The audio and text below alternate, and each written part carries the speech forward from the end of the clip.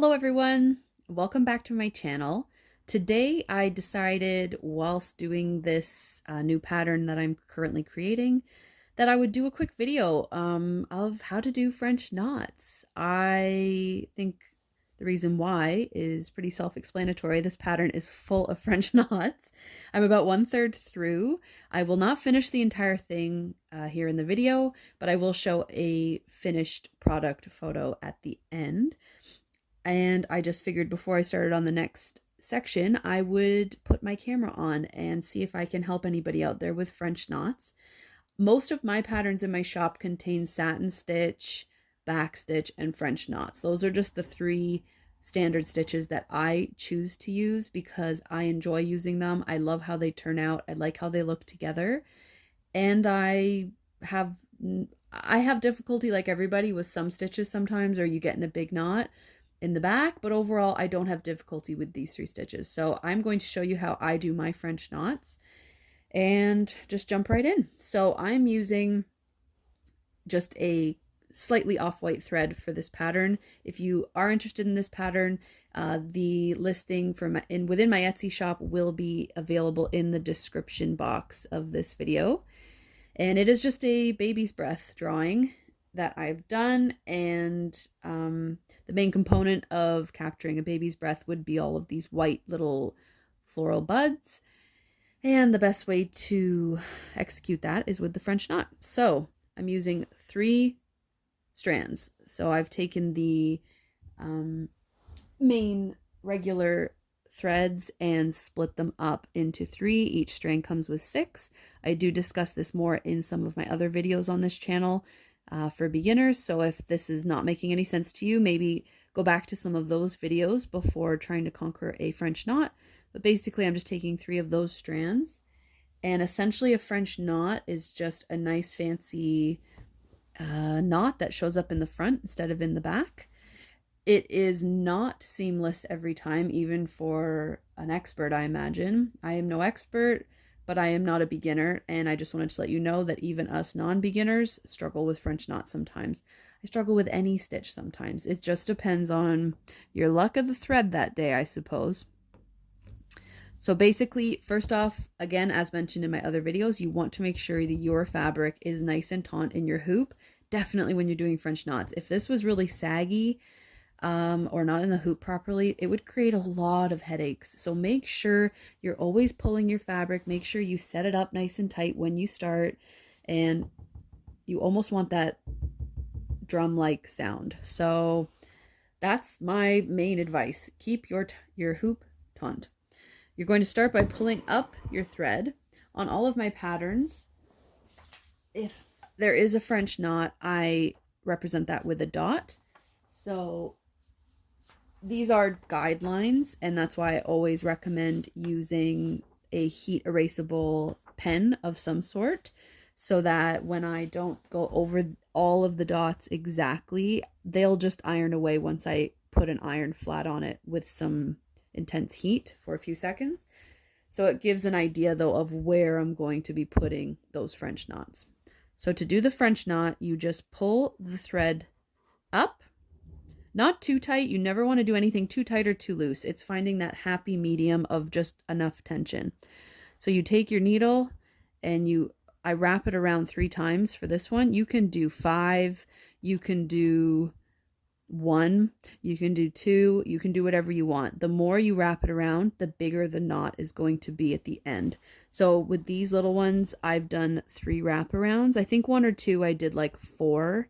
And maybe 1 or 2 I did 2, but the majority of these are 3 wraparounds, and that's what I'm going to show. The more you wrap it around, the more likely you might have a knot situation. While doing this demo, I could run into a knot situation. I could not. Who knows? I could not. 1, 2, 3. Now the next part is important.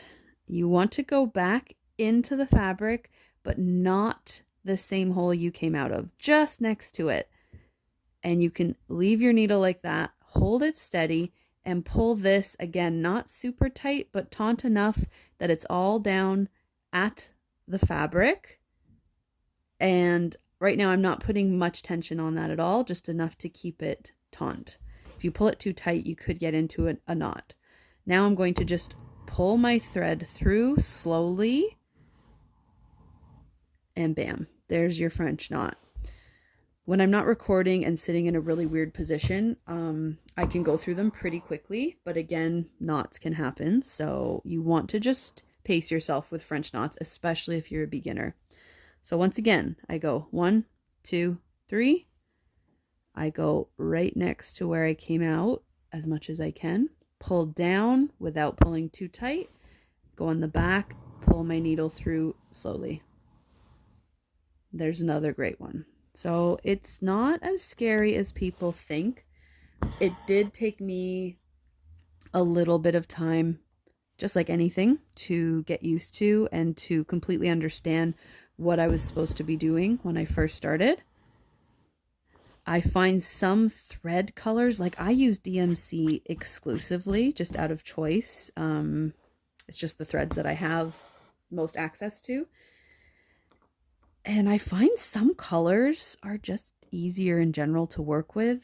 I don't have like a list, or I can't list any of them off right now, but sometimes you're using some threads and it's just that color, or it's from a batch that just, I don't know, it's not as like shiny, and it's a little bit more coarse. I find those ones are not good to use for French knots, and I find that happens a lot. Actually, I can give a specific with the color white. So pure white, I use it a lot for my wedding portraits that I do of people, cross-stitch wedding portraits, custom.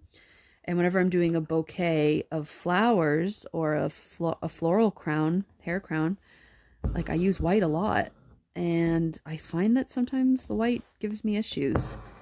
I have it here actually, and it's like, I don't know, sometimes it's just not as shiny as some other colors, and I feel like that silkiness is what helps ease a French knot.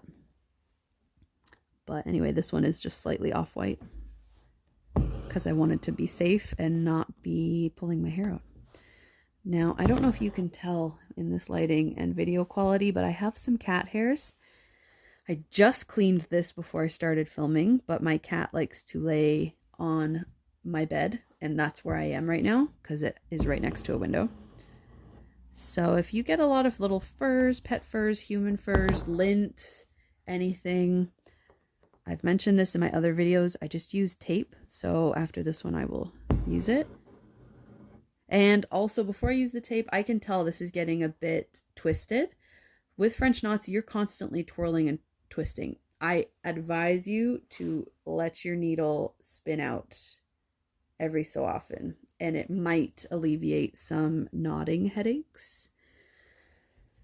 So that is a key point. Sometimes I forget, and the fabric just gets so twisted. You have to, sorry, the thread, you just have to let it do its thing.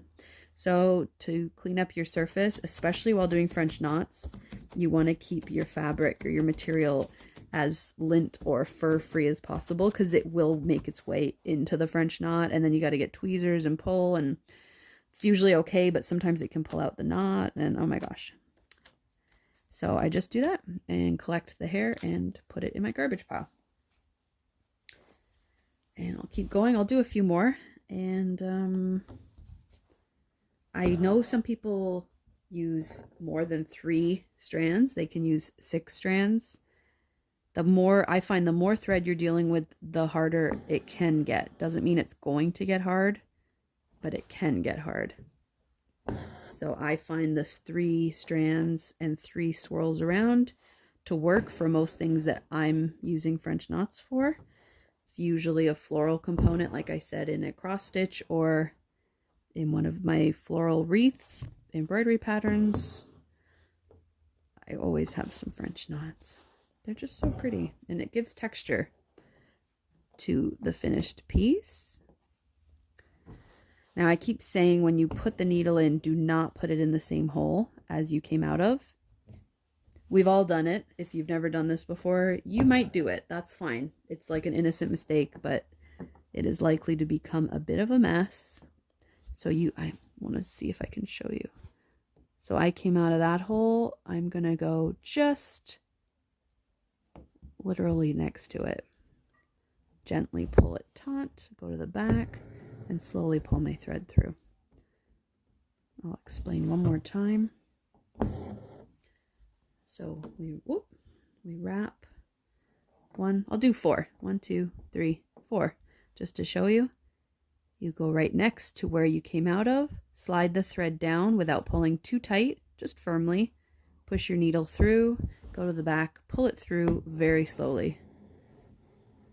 And that's a 4. So you can't really tell too much of a difference between that one on the left and the one on the right. That's 4, that's 3. I'll do a 2. It's good to switch it up sometimes. There's 2. So that one is definitely smaller. That shows you those differences. I won't do a 1 because it's very tiny and I don't want it to stand out too much on this pattern. Like I said, when you're done, you just use a heat iron. If you've used a heat erasable pen, which as always I always recommend, I use the Pilot Friction pen. I also sell them in my Etsy shop for those that have difficulty finding them. I think it is such a game changer. And for the rest of this pattern, I'm going to stop after this one. Okay, one more.